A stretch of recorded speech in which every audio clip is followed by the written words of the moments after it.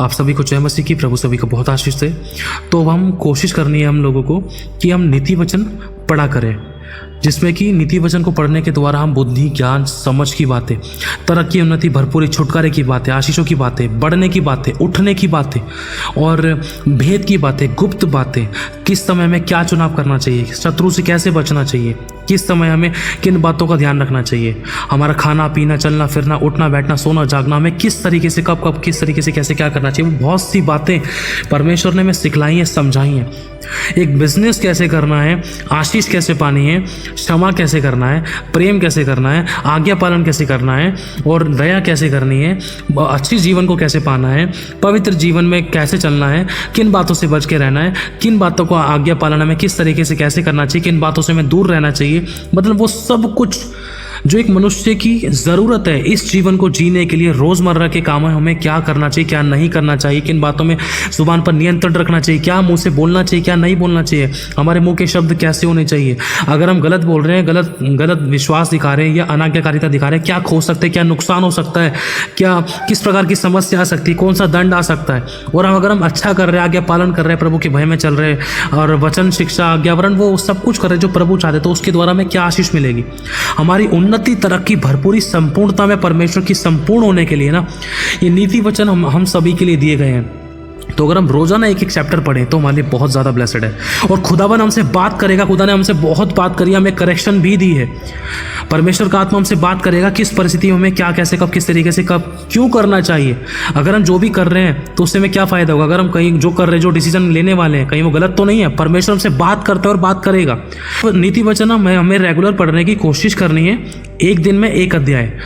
और हाँ, आप इस नीति वचनों के द्वारा परमेश्वर का आत्मा जब आप हमसे बात करेगा तो इस नीति वचन के द्वारा हम अपने आप को तरक्की, उन्नति, चंगाई, छुटकारा, आशीष और बरकतों में, अच्छे डिसीजन मेकिंग में, अपने आप को उठता बढ़ता हुआ, तरक्की, उन्नति में, अपने बदलाव को होता हुआ देखेंगे हम। परमेश्वर हमारी जिंदगी में काम करेगा, क्योंकि अगर हम प्रभु के वचन को इज्जत दे रहे हैं तो खुदा हमारी जिंदगी में काम करेगा। प्रभु अपने वचन को पूरा करने के लिए जागृत है। हम हैरान होंगे परमेश्वर हमारी जिंदगी में ऐसी गवाहियां बनाएगा, क्योंकि हमारे चुनाव जो होंगे वो वचन के द्वारा होने पाएंगे। और वो वचन हमें कब, किस तरीके से, कैसे करना है, वो वचन हमें बताए जाएंगे नीति वचन के द्वारा। बहुत से ऐसे वचन। हालेलुया। तो तैयार हो जाओ, तो हम आगे बढ़ते हैं। तो शुरू करते हैं नीति वचन 14 अध्याय पहली आयत से। हर बुद्धिमान स्त्री अपने घर को बनाती है और मूढ़ स्त्री उसको अपने ही हाथों से ढा देती है। जो सिधाई से चलता है वह यहोवा का भय मानने वाला है, परंतु जो टेढ़ी चाल चलता है वह उसको तुच्छ जानता है, तुच्छ जानने वाला ठहरता है। मूढ़ के मुंह में गर्व का अंकुर है, परंतु बुद्धिमान लोग अपने वचनों के द्वारा रक्षा पाते हैं। जहां बैल नहीं वहां गौशाला स्वच्छ तो रहती है, परंतु बैल के बल से अनाज की बढ़ती होती है। सच्चा साक्षी, सच्चा गवाह झूठ नहीं बोलता, परंतु झूठा गवाह झूठी बातें उड़ाता है।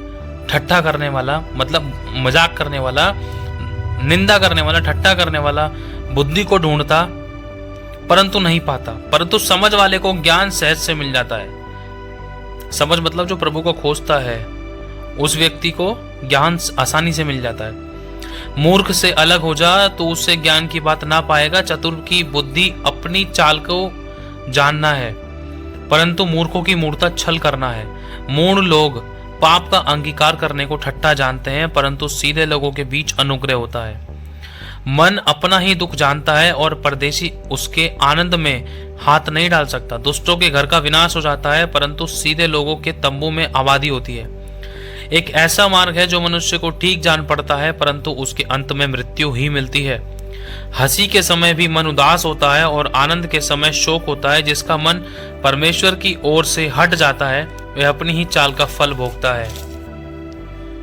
परंतु भला मनुष्य आप संतुष्ट हो जाता है। भोला तो हर एक बात को सोच समझकर सच मानता है। भोला तो हर एक बात को सच मानता है, परंतु चतुर मनुष्य समझ बूझकर चलता है। बुद्धिमान डरकर बुराई से हटता है। जो बुद्धिमान इंसान है वो बुराई से डर लगता है, उसको बुराई से डरता है और वो उससे दूर हो जाता है। ये एक अच्छी बात है। जो परमेश्वर का डर रखता है उसके अंदर बुद्धि है, और जो बुद्धिमान है वो परमेश्वर का डर रखने वाला व्यक्ति है और बुराई से बैर रखने वाला व्यक्ति है। परंतु मूर्ख ढीठ होकर निडर रहता है। जो झट क्रोध करता है वह मूर्खता का काम भी करेगा, और जो बुरी युक्तियां निकालता है उससे लोग बैर रखते हैं। भूलों का भाग मुड़ता ही होता है, परंतु चतुरों को ज्ञान रूपी मुकुट बांधा जाता है। बुरे लोग भलों के सम्मुख और दुष्ट लोग धर्मी के फाटक पर दंडवत करते हैं। निर्धन का पड़ोसी भी उससे घृणा करता है, परंतु धनी के बहुतेरे प्रेमी होते हैं। जो अपने पड़ोसी को तुच्छ जानता है वह पाप करता है, परंतु जो दीन लोगों पर अनुग्रह करता है वह धन्य होता है।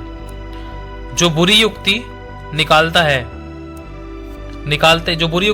हैं क्या वे भ्रम में नहीं पड़ते?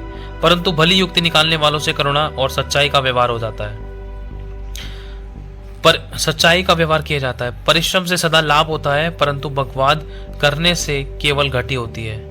मतलब बकवास, फालतू की बातें करने से घटी होती है। बुद्धिमान का धन उसका मुकुट ठहरता है, परंतु मूर्खों की मूढ़ता निरी मूढ़ता है। सच्चा गवाह बहुतों के प्राण बचाता है, परंतु जो झूठी बातें उड़ाया करता है उससे तो हमेशा धोखा ही होता है। यहोवा के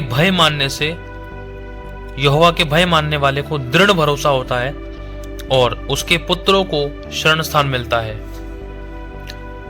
यहोवा का भय मानना जीवन का सोता है और उसके द्वारा लोग मृत्यु के फंदे से बच जाते हैं। राजा की महिमा प्रजा की बहुतायत से होती है, परंतु जहां प्रजा नहीं वहां हाकिम का नाश हो जाता है।